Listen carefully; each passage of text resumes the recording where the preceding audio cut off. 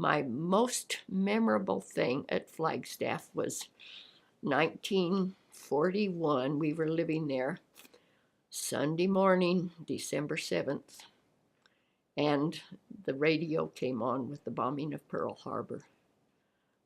That was devastating to Dad. And of course, I knew where Pearl Harbor was. I didn't have a good knowledge of geography then, but I knew that was Hawaii. And oh, how awful, and what the effect that it had and the impact that it had on the nation.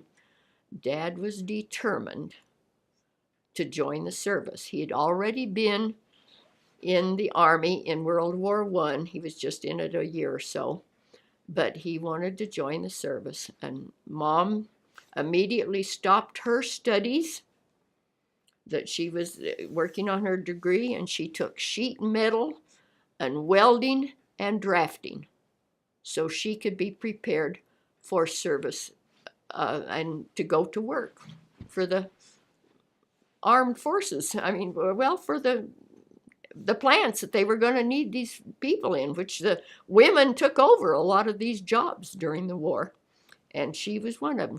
Her first job, Dad went out to basic training at San Diego in the Marines at age 43, went through basic training, took it, and when he got settled at Moffett Field Naval Air Station, it was our duty to keep the house clean. Of course, during the war, you had to have a victory garden, which meant we had to water that garden every night. We had to weed the garden when it came home. Paula did help with that, but she'd rather play cowboy and Indians or something. She wasn't very much help. But that's all right. And Larry was in high school then, so he didn't get home very early. So I was in charge.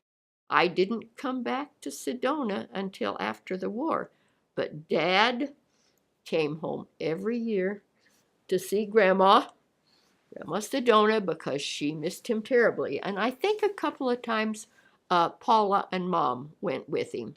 I never did come back, but they rode on the train because of gas rationing. We had a little 39 Chevy that you couldn't get gas for.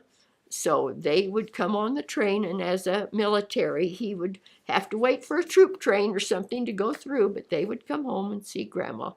Daddy always came every year. When Grandma and Grandpa started going together, Grandpa was born in 1868 in Bakersville, Maryland. Grandma was born in Gordon, Missouri in 1877.